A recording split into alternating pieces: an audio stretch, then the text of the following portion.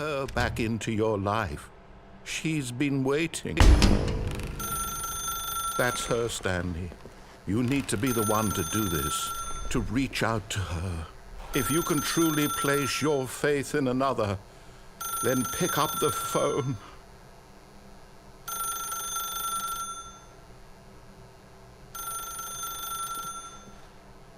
As Stanley picked up the phone, a white light engulfed him, filling him not just with radiance, but with hope. Hope for a life reunited one... Wait. Oh, goodness. Stanley, did you just unplug the phone? No, that wasn't supposed to be a choice. How did you do that? You actually chose incorrectly? I didn't even know that was possible. Let me double-check. No, it's definitely here, clear as day. Stanley picks up the phone. He's taken to his apartment where he finds his wife, and the two pledge themselves to one another. Music comes in, fade to white, roll credits. Not picking up the phone is actually somehow an incorrect course of action. How is that even possible? None of these decisions were supposed to mean anything. I don't understand. How on earth are you making meaningful choices? What did you... Wait a second. Did I just see... No, that's not possible. I can't believe it. How had I not noticed it sooner? You're not Stanley. You're a real person. I can't believe I was so mistaken. This is why you've been able to make correct and incorrect choices. And to think I've been letting you run around in this game for so long. If you'd made any more wrong choices, you might have negated it entirely. It's as though you completely ignored even the most basic safety protocol for real-world decision-making. Or did you not grasp the severity of the situation? Well, I won't have that kind of risk on my watch. I'm going to stop the game for a moment so we can educate you properly on safe decision-making in the real world. Please observe this helpful instructional video. Choice. It's the best part of being a real person. But if used incorrectly, can also be the most dangerous. For example, in this scenario, a hypothetical real person named Stephen has a choice. He could spend years helping improve the quality of life for citizens of impoverished third world nations. Or he could systematically set fire to every orphan living in a 30-kilometer radius of his house. Which choice would you make? Remember that unlike here, the real world makes sense, and at no time should you make a choice that does not conform to rational logic. If you find yourself speaking with a person who does not make sense, in all likelihood, that person is not real. Allow the person to finish their thought, then provide an excuse why you cannot continue talking. Turn to a partner and practice saying, "My goodness, is it 4:30? I'm supposed to be having a back, sack, and crack."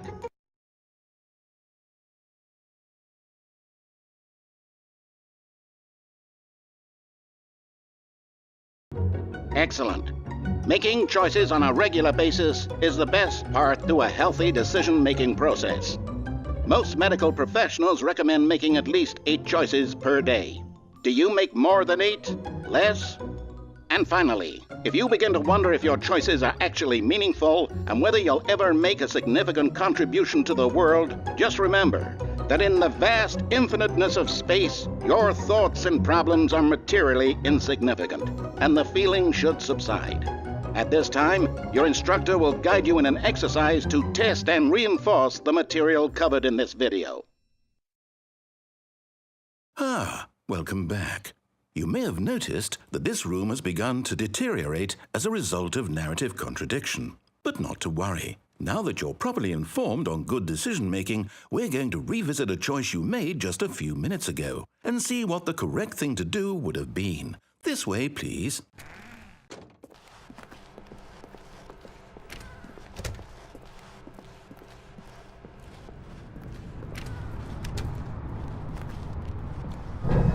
Now that we know your choices are meaningful, we can't have you jumping off the platform and dying.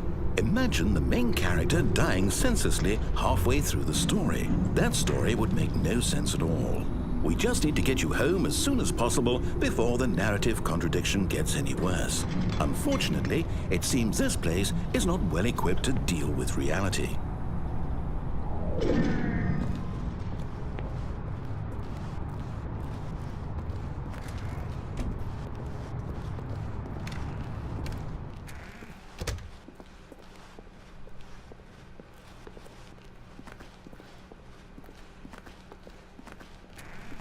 almost there. You'll take the door on the left, back to the correct ending, the story will have resolution once again, and you'll be home free in the real world. Now remember, all you need to do is behave exactly as Stanley would. That means choosing responsibly and always putting the story first. I'm quite sure you'll be up to the task. Just follow my lead and you'll be fine. All right. When Stanley came to a set of 2 open doors, he entered the door on his left. No! Why did you do that? Quickly, hurry back in the other direction. Perhaps we're not too late.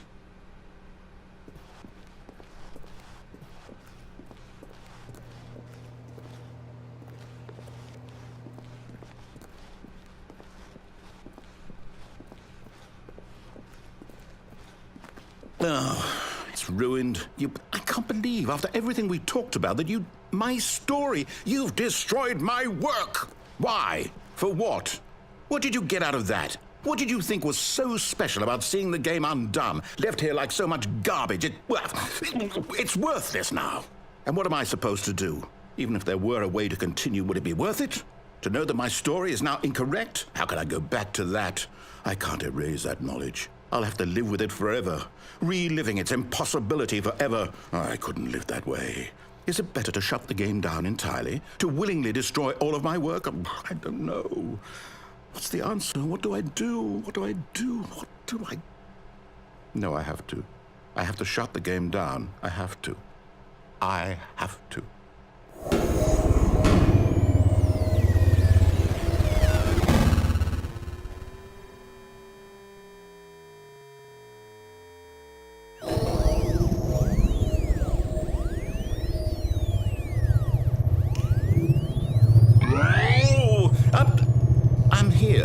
I'm still here in this pile of rubbish, with you, who thought you were so clever. Now look where we are. My entire game is destroyed.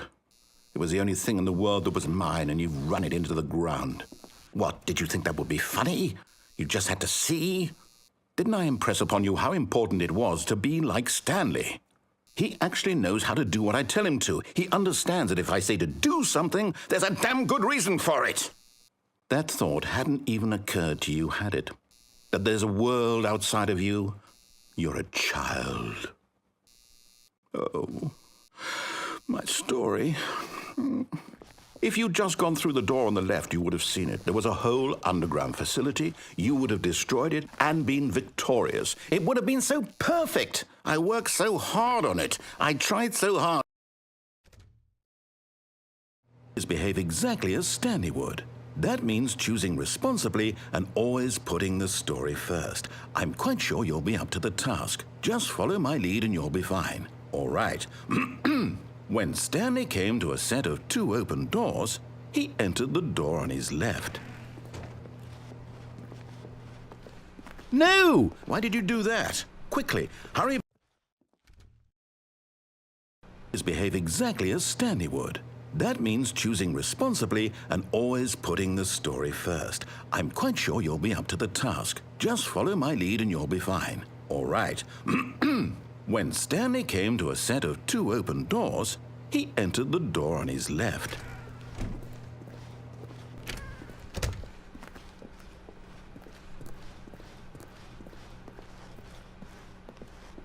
Yet there was not a single person here either.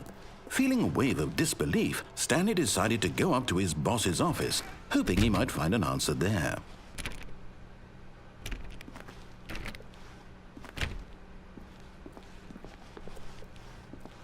Coming to a staircase, Stanley walked upstairs to his boss's office.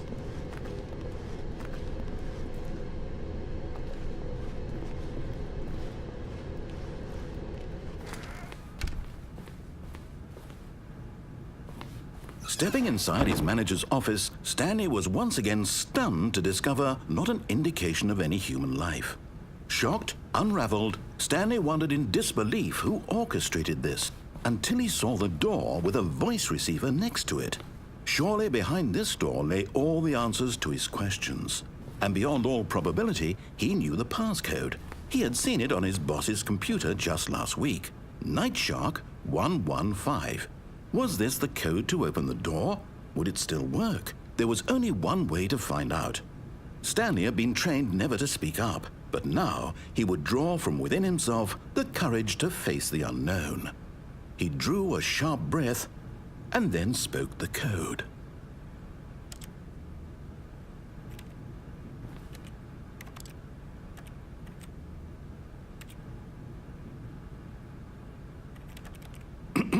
Stanley spoke the code. Night Shark 115. He spoke it into the receiver, right there on the wall.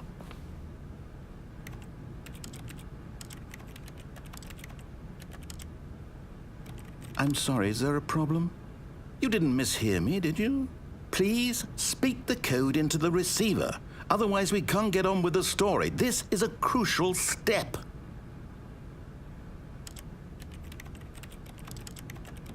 Okay, fine, you're not going to do it, but you know what? It's pretty humiliating to bring you this far, only for you to suddenly decide you have better things to do. I asked you for this one single thing, for your respect. The kind of respect Stanley shows for his choices. He knows what it means to take a story seriously. If you didn't want to see what I had to show you, then why did you come here? You had a choice, you know. You could have gone through the door on the right. You could have done whatever the hell you wanted over there. Why did you come this way? Speak. Say something to me. Explain yourself, you coward. When Stanley came to a set of 2 open doors, he entered the door on his left. Stanley? Hello? Are you... Is everything okay? Stanley, please. I need you to make a choice. I need you to walk through the door. Are you listening to me? Can you hear me? Is everything all right? Stanley, this is important. The story needs you. It needs you to make a decision. It cannot exist without you. Do you understand me? Whatever choice you make is just fine. They're both correct. You cannot be wrong here. We can work together. I'll accept whatever you do. I simply need you to take that step forward, please. Choose. Do something. Anything. This is more important than you can ever know. I need this. The story needs it. So, you hear me? Are you there? Are you listening to this? Stanley, are you there? Okay. It's okay, I can wait. You need time to decide. Time to make sure your choice is correct. That is the best choice. That's all right. I'll wait for you to decide what's the right thing to do. Take as much time as you need.